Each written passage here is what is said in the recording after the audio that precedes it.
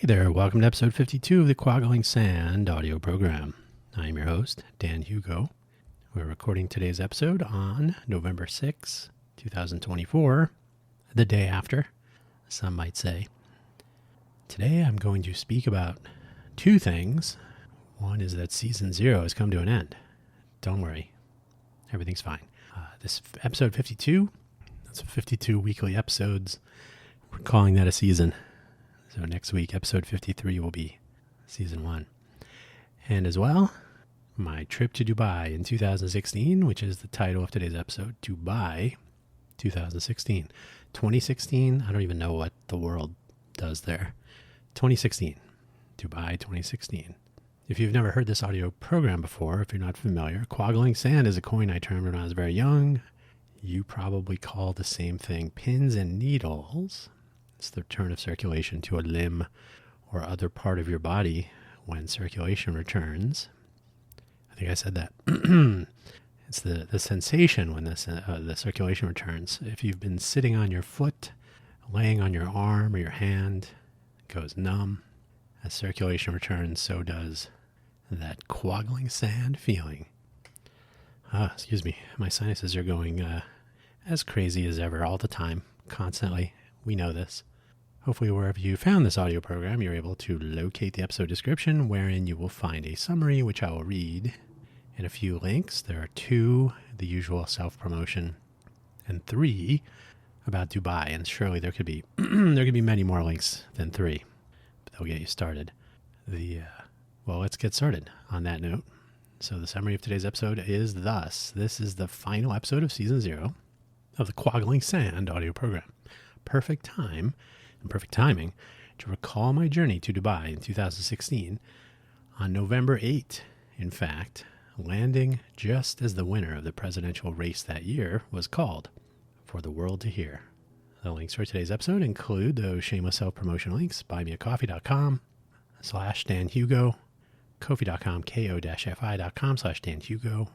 You're under no obligation to spend any money at either of these. I have links to all of my various audio programs and projects, and even my favorite coffee beans on my buymeacoffee.com/DanHugo profile page. There will be some announcements on ko-fi.com/DanHugo, so you may as well follow both. Both of these platforms are used individually or together by open source developers and content creators and so on. So when I selected these a long time ago, it was mostly for that reason. They're recognizable support buttons, if you will. The more direct support button, or this is not a charity, but a donate button. These are very common in the world. So a reference to coffee, and by the way, coffee does power all of my projects, although at the moment it's more tea. I have a Wikipedia link to Dubai. It's the top page for Dubai, top level that is. You can start there. A little bit of a historical rundown where Dubai is. You can see that Dubai has a sort of a peninsula scheme to it for the purposes of weather, at least. So it makes the region is hot, not overly humid. Humid, but not overly humid. A little breeze blowing. The Burj Khalifa, another Wikipedia page there. The Burj Khalifa is at present the tallest building in the world. Without looking, I think it's 160 stories. I did visit the Burj. That's why I'm linking it, but it is one of the more famous visual cues, I guess, that this must be Dubai, or a Mission Impossible movie. Finally, a link to the Dubai Mall, the DubaiMall.com website. If you're curious about what I believe is still the largest mall in the world, have at it. I went there many times, as I will describe. It's pretty cool. It's pretty impressive. It's very big. And that's all. So on with the show. First of all, season 0 ending. No, not the end of the audio program, but the end of season 0. Since episode 0, I'm a programmer. I'm 0 indexed. Since episode 0 was the intro, that's my usual approach. Episode 0000 is the, hey, new audio program on the scene. Here's what it's up. What it's about. Episode 0 was the intro, so episode 52 marks a year of weekly episodes for normal people. So, episode 1 through 52. we call that a season around here. So that's the season finale, episode 52, which you are listening to now. Season 1 is back next week, of course, so no big change. It would be nice if I could kick off a website. There's a lot of stuff on the to-do list. Juggling priority is fun until there are more than 3, since I never did get good at juggling more than 3 items. True story. It would not be worth a full episode, but the journey to learn how to juggle was fraught with impact, especially if you're learning to juggle with golf balls. Don't do that. Bad idea. I need to make this audio program easier to find, which is true of all of my audio programs. I have been underselling myself, I could say. I wonder aloud if the YouTube is becoming the way people listen to this sort of stuff.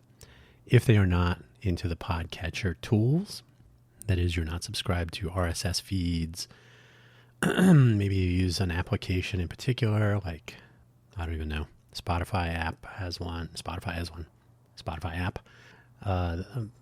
You could be in the iTunes universe, I suppose, and more power to you.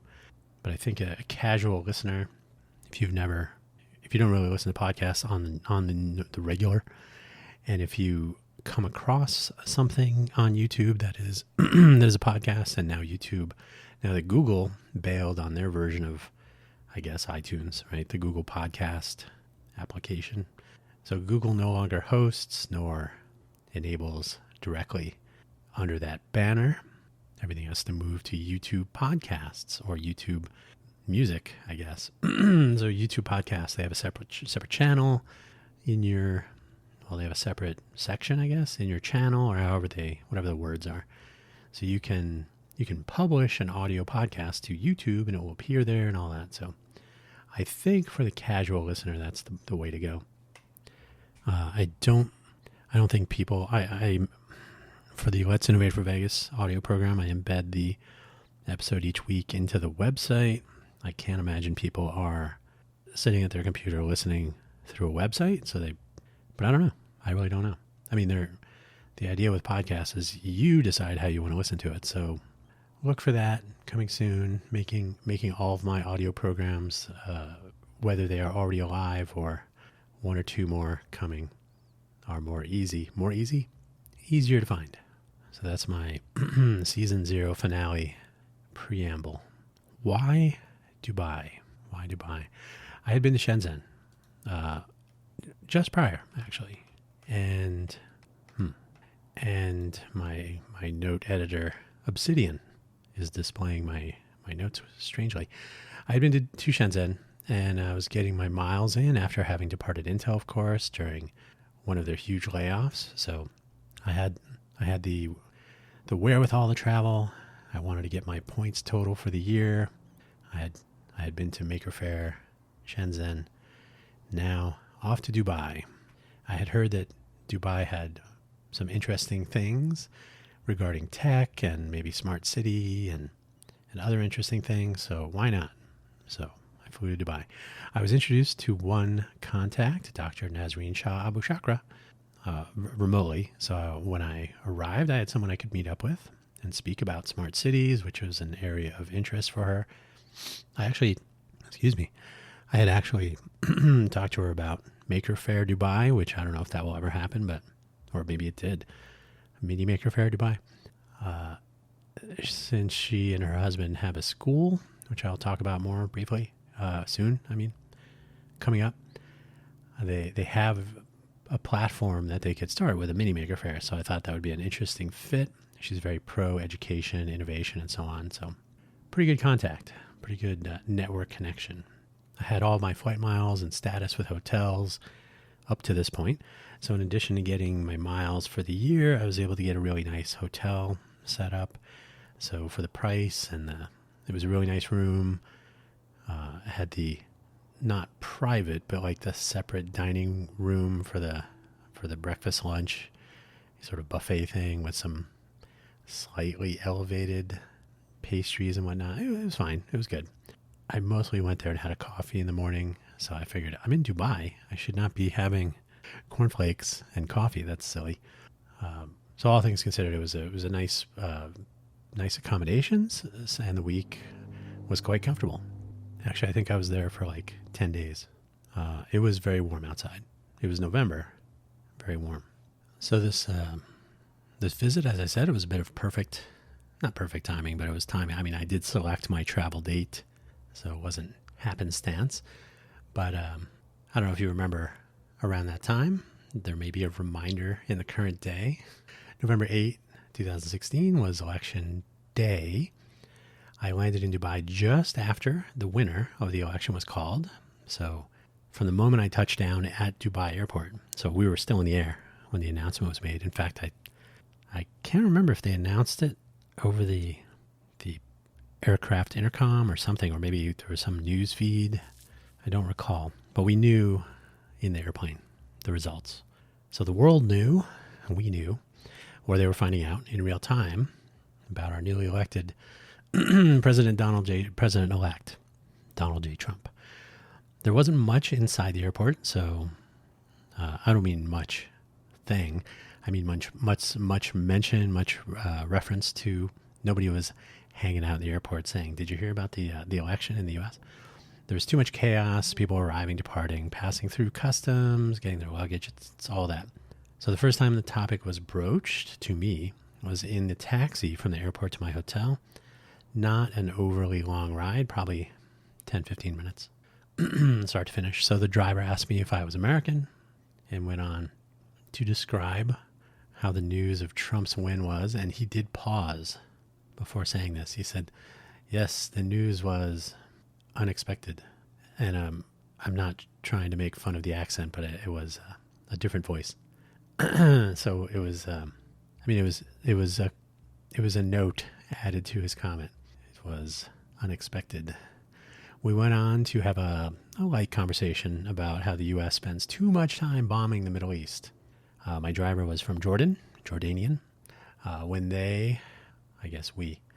But from his perspective, they should mind their own business. I can't really argue with that sometimes, most of the time. There was no animosity towards me in the conversation, nor in general throughout my visit to the Dubai region. I did not feel as though I were representing the U.S. for anyone with any bad feelings toward our country, this country. So I didn't wander around thinking, are people going to express their unhappiness or disdain, anger? No, didn't happen. I have to be, I'm curious though. I did have my beard grown out more. So on arriving at my hotel, I was checking in, heading to the elevator. One of the hotel staff near the elevator, I'm not going to say a bellhop, but he may have helped me up to my room. I can't remember. I think he may have. But standing there, he greeted me with the usual polite greeting of Islam, which I didn't really know what to. I think everybody who hears that just assumes that you say Assalamualaikum alam or Assalamualaikum salam. I wasn't sure. I didn't want to be insulting, of course, and here I'm botching it too. But I myself not Muslim. Nothing wrong either way. So I kind of said, what? And he said, oh, I thought you were Muslim. And I said, no, but okay. What would I say? I asked him what I would say, and I attempted to return the polite response. I had my beard grown out, as I said, so it was the longest that it had been, kind of full. So it probably fit right in. I probably kind of had, I've been told before that I look Turkish or Armenian, or who knows, maybe I fit in multiple scenarios. In China, I didn't get that as much. So maybe I looked like a Muslim person. Maybe that was, maybe that softened an introduction of sorts.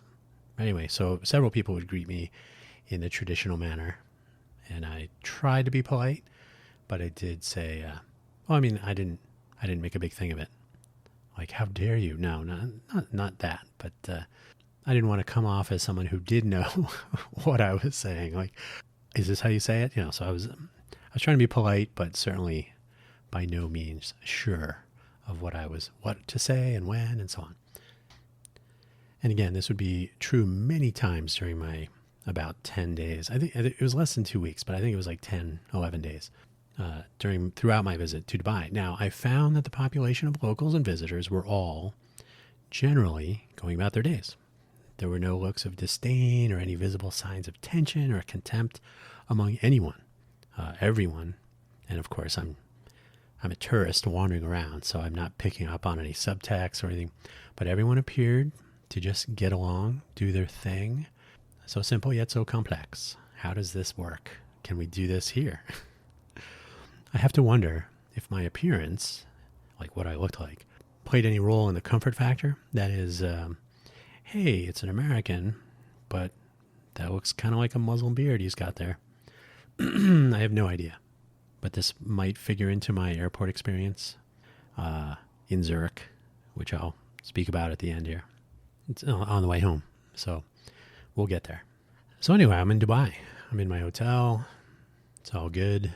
If you've never been to Dubai or to the region in general, it's quite warm all the time. I remember when we went to Thailand for New Year's, the Y2K switch. So December 1999, Bangkok, Phuket. Actually, it was Patong on the other side of the coast, or the other coast from Phuket. Very hot. Very hot. Equatorial even. So Dubai is warm all the time. In November, it was not quite so intense. More of an always warm, like a blanket of heaviness in the air. The humidity was not overwhelming as it was in Shenzhen. Shenzhen gets humid, as an example. So, I mean, it wasn't, if you're thinking more domestically, it did not remind me of Austin, maybe more like a Florida, maybe Florida, maybe San Diego, but warmer, but not overly humid, but definitely not dry, not a dry heat as you would find in Phoenix. So it was not overwhelming, but it was there. And apparently I had missed out on a really intense Dubai weather experience in the months prior. So I guess the summer would be just generally more, but I think they said something like, I had just missed, or that maybe I had just arrived in time for the cooler weather. It was something like that. So it was a casual reference to, you're getting the nicer version of our weather, or something along those lines. Dubai is a small place, all things considered. It's a mixture between tradition and multiculturalism, really, if I can say that. And as I was advised, if I want to go out to a bar or a club, no problem. But do not purchase alcohol after 10 p.m. if I intend on bringing it back to my hotel room. That could be trouble. So my sense is it would be an easy way to offend or worse, or an easy place to offend or worse if you're not familiar with some of the accepted behaviors in what is a Muslim culture, right? So they're accepting. I don't mean to make it sound like they, us, them, we, whatever, but in that area, very accepting, from what I could tell, of visitors. But we are visitors in a culture, and so got to follow those rules and try not to be too oafish as we try to navigate expectations and so on. So I didn't run into any troubles that I'm aware of. Nobody gave me the stink eye, or I can't remember any particular incidents of any note. I was walking in the mall behind some Western tourists. This is an example of the multiculturalism. So I was walking behind two tourists, couple probably. He was wearing probably cargo shorts. That was the thing at the time. T-shirt. She was wearing, she was wearing denim cutoff shorts. And I think they were both wearing flip-flops. I think she had a T-shirt on as well. The point is, very, very casual, very traditional, Western, temperate, walking along the beach in the heat of the day outfits. And so I was maybe 30, 25 feet behind them. We're just walking along. Traditional mall setup, right? So there's a walkway. I don't know what floor we were on. The Dubai Mall is immense. So we are walking in the center if you're the median, which is actually a pass through to the floors above and below, right? So we're walking along and approaching them, and thus me. I think it was 3 or 4 women, and I'm going to guess, so I may be wrong, but I'm going to guess that they were wearing the abaya, traditional Muslim clothing for women. It is face covering, so it's a full body outfit, black. I don't remember if eyes were visible, so there's a variety of different outfits. I'm probably guessing incorrectly, but we'll say abaya. Everybody knows burqa and hijab. I would think it was an abaya, but there are several variations, different names, and so on. So I could be wrong. Anyway, you get the idea. So they were approaching, and they walked right by. Nobody looked. Nobody pointed. Nobody made any comments before or after. Nobody looked back. Nobody smirked. There was no reaction. There was no visible or apparent sign of acknowledgement other than we didn't run into each other. Yay. So they passed each other. They passed me, and that was it. No reaction. No glances. No news. I don't think this would be the case in a mall in the United States today, much less 2016, unfortunately. So I found that to be, and I've told this story before. I think it was fascinating to me that it was just so blatantly not an event to have that cultural difference in such proximity. So the mall, I've mentioned the mall. I should say more about the mall and more. So the Dubai Mall is a sight to behold. It is vast. It is one of, well, let's just say, man, my sinuses are really fighting with me today. I apologize for the sound effects. One would say about shopping, if you can't find it there at the Dubai Mall, it cannot be found. That's not their tagline, but I think it could be, and it's probably true. I went there almost every day for at least several of the, say, 10 days I was there, because the hotel had a free shuttle that dropped off and picked up at the mall. So it's amazing how that works out. So it was a reasonable anchor point, so I could get to the mall. The mall had other things nearby. Essentially, start the day, shoot out to the mall, wander around a little bit. You really can't see the mall in one day. It's like what they used to say about Disney World. You got to go for like 4 days. Can't see it all in one day. So the Dubai Mall is, I mean, I've never been to is it the Mall America is it in Minnesota or Michigan or something? Never been there. I've been to malls. I've worked in malls. So generally speaking, I can't find it in me to be drawn to a mall as a reason to go somewhere. But if you happen to be in Dubai, you must go to the mall just to say, yep, they have this aquarium thing and it's just immense. So yeah, check it out. And I have provided the website. On the homepage, there's a reference to the aquarium thing. The aquarium is kind of in the entryway of one of the entrances. And it's substantial. And it's just one little piece of a ridiculously huge adventure. I mean, you could literally, I don't know if they have hotel rooms in the mall. They should. You could stay at the mall and never go outside for months. I don't know. I did get up toward the top of the Burj. I don't know how close to the very, very top. It was at night. So the Burj Khalifa, I have a link to that as well. It was impressive. The elevator trip up there was a journey of its own. If you had ever, some of you will never get this chance, but if you had ever been to the top of the World Trade Center, anytime you're going to travel up a very tall building, it is essentially mechanically impossible to have one elevator that goes the entire, in this case, 160 stories.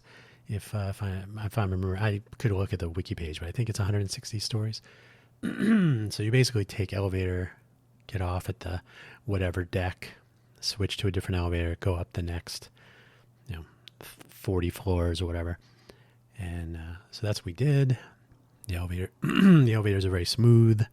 We had a guide, making sure we didn't get lost along the way.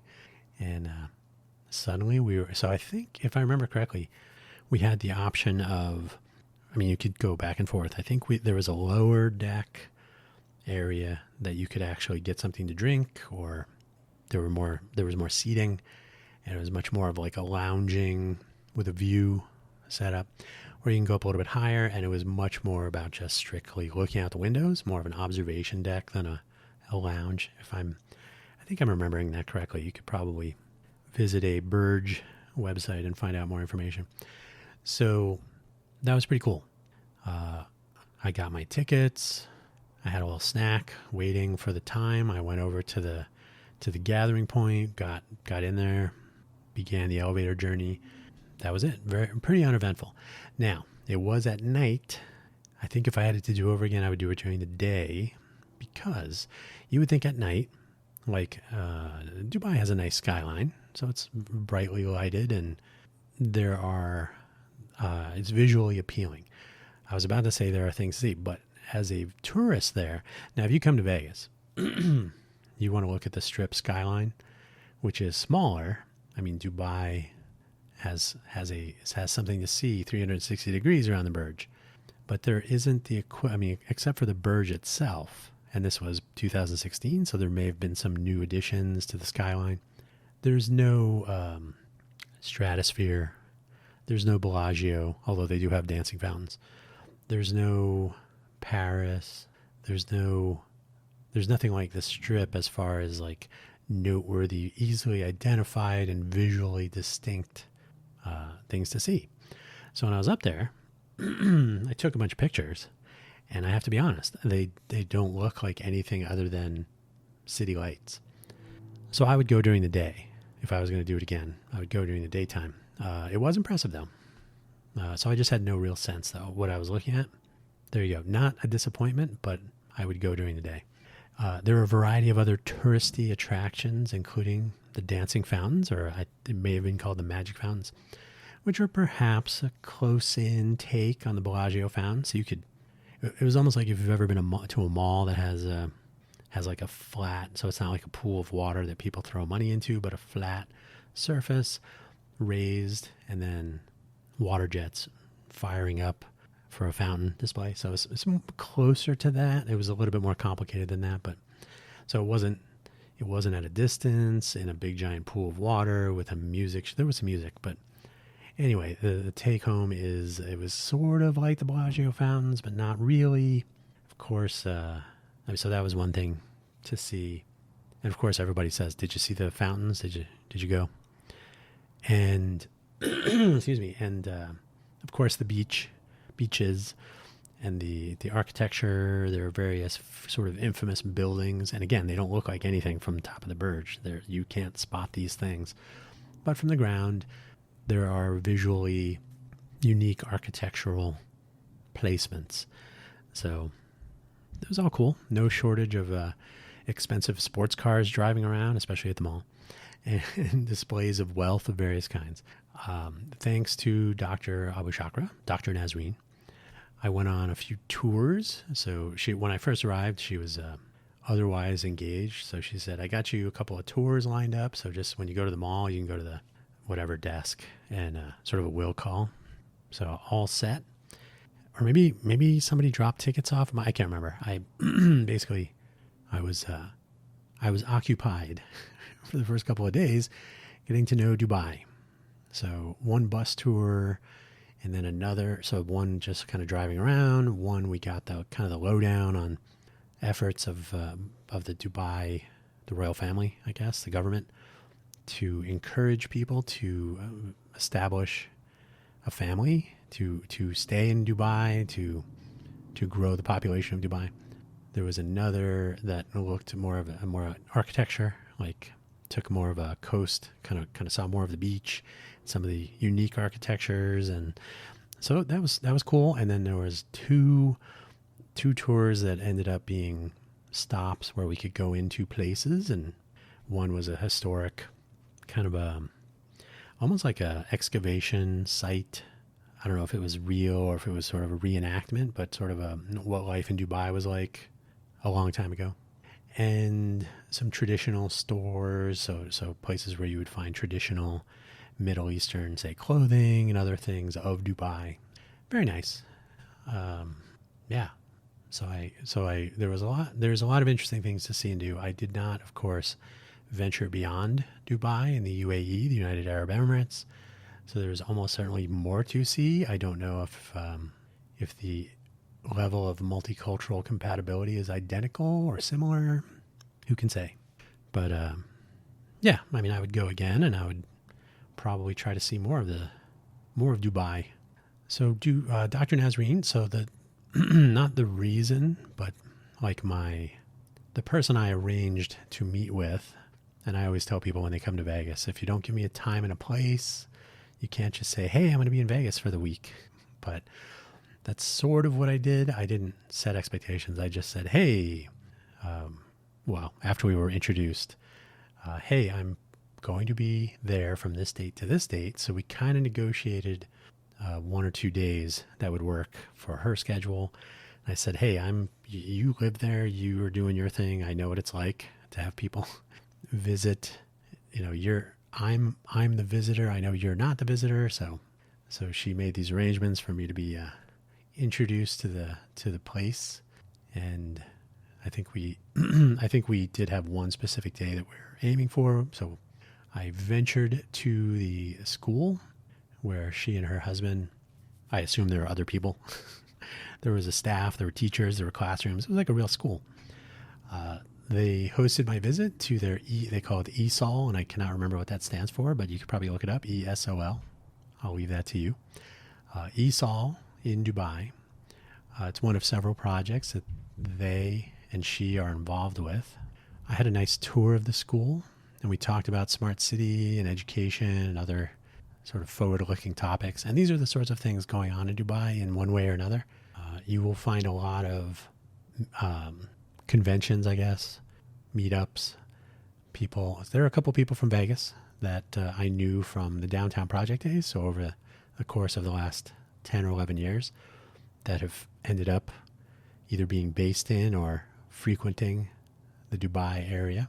So for lunch, we were going to go to a Yemeni restaurant, though there was some initial concern. We did go, but there was some initial concern that Dr. Nazreen would not be allowed. I remember the conversation was brief, but do you think they'll let me in? And her husband said, well, it's lunchtime, so it should be okay. That was interesting. Sort of the opposite of the mall story. Like suddenly, there are cultural considerations that, people from the West would be surprised at, I suppose. However, so being during lunch, we were able to go, and they were confident that everything would be fine, and it was. There were many Yemeni gentlemen in the place. So we were seated at a table with the one woman in the place. Nobody gave us another look. There was no trouble. There was no problem. There was no weird stares. It was just one of those things to be noticed. At one point, we were discussing the upcoming holiday season. Remember now, it's probably November 10 or so. And I said something about Hanukkah and Christmas, and Mr. Abu Shakra lowered his voice and said, you probably shouldn't bring up those holidays, especially that first one, while we're in this restaurant. And I said, so once again, noteworthy. I ended up remaining in contact with Dr. Nazreen, and while I have not had any discussions with her in the last year or so, I made a few introductions, some network connections, the LinkedIn story. Other colleagues have had business and other engagements in and around Dubai, and I mentioned some of them from Vegas, but in general. So maybe an interesting person if you're thinking about heading out to Dubai. It is a small world, after all. So eventually I would be leaving Dubai. It was a fun time. It came to an end. I had flown in through Zurich, and I cannot remember if I flew through Newark. That would have been my usual. So probably Vegas to Newark to Zurich to Dubai. I could probably look for a travel history, but probably close. So I was flying the same way back. So go to the Dubai airport, get all booked in and ready to go and head to Zurich. Zurich, by the way, has a very nice airport. If you can get into one of the lounges, there is, I know this will be a surprise, Swiss chocolate. Very nice. Like just there for snacks. Just grab some Swiss chocolate. On landing in Zurich, I recall that we may have been a bit late. So I remember we basically got off the plane and went right through. Like they had this may be normal, but they had like excuse me, they had like an international transit walkway of some sort. So it was kind of like sequestered from general wandering around the airport concourse area. So we went from the inbound, just landed Dubai flight to the departing sooner than maybe we would have liked flight to the US. So as we approached, there was like a table to the left side as you're about to get it. So they're basically checking passports and whatnot. You've just gotten off an airplane. You are departing the country. So you've already gone through any sort of exiting. So very informal. They're just checking your boarding pass and your passport. No biggie. Your bags are being moved. So there's no need to go through customs and all this stuff. So pretty straightforward. So we get off. There's this table. People are stepping out of line, speaking to people at the table. I think there were 2 people at the table and 1 person sort of tapping people. And I was one of the people pulled out of the line to participate in a little interview. I was asked where I live, a couple of other innocuous questions, and then, so what books do you read? And then the finale was, so who did you vote for in the election? So I wonder if it was because I had my American passport and I had this sort of fuller beard than normal, I guess. And then I was headed from Dubai to the US. So maybe that was something, not sure. I just said the US citizens are not required to disclose for whom they vote. And they took that answer. No further trouble. But it was unexpected. That was probably the only time in all of my traveling where there was any sort of unusual happening like that. Getting in and out of China, getting out of China. There was a couple at one time they were like, you have too many battery packs in your carry-on. And I was like, yeah, but I have all this nerdy stuff. And they said, you have to take them all out of your bag. And so there was like a mini argument because I was like, I did take them all. Anyway, so this was the most interesting version of any sort of out of the norm interaction, but kind of a boring ending, I suppose. All in all, it was totally fun, very interesting, and I would go to Dubai again yesterday, maybe last week. I would absolutely return. During the pandemic times, Dubai was one of several countries where the U.S. passport and a vaccination card would enable entry, at least briefly, on the off chance any travel was necessary if I had to get out of Dodge, as they say. However, I have yet to return. Yet. Maybe that will change one day. I would like to go to Dubai. I would like to go to a lot of places. Maybe over the next 4 years. Depends on what unfolds, I suppose. But it was a fascinating visit. I highly recommend visiting Dubai if you ever have an opportunity, even if it's like a brief visit. I was there for like I said, 10 or 12 days or something like that. The time of year, so check the weather, make sure it's not overly humid. But so yeah, maybe around this time of year would be fine. And if you're a beach person, lovely beaches. A lot of people are out swimming in the water and so on. If you are a architecture person, no shortage of building and interesting sights to see. If you're a shopping person, they got you covered. If you are into Italian sports cars, plenty to see there, and others. So just a generally interesting place. Like I said, the cross-cultural, the intersection of cultures, I suppose, was fascinating to me. And that alone should be kind of a take-home. Like, people seem to get along here. I could be totally wrong. And maybe today it's a wildly different experience. But my interactions there were completely fine. The way that I saw other people interacting, totally what you could say normal, I suppose. Like nothing particularly noteworthy other than there was nothing really noteworthy. Hey, look, totally normal. So one of these days I will return to the friendly skies. Round trip tickets, maybe, who knows? So that is where I'll leave it today. Thank you once again for listening. Thank you for visiting here on the final episode of Season 0. Next week, Season 1 will be upon us. We'll see what the next story has in store. Thank you. And if you're feeling down or up, don't worry, things will always change. Take care.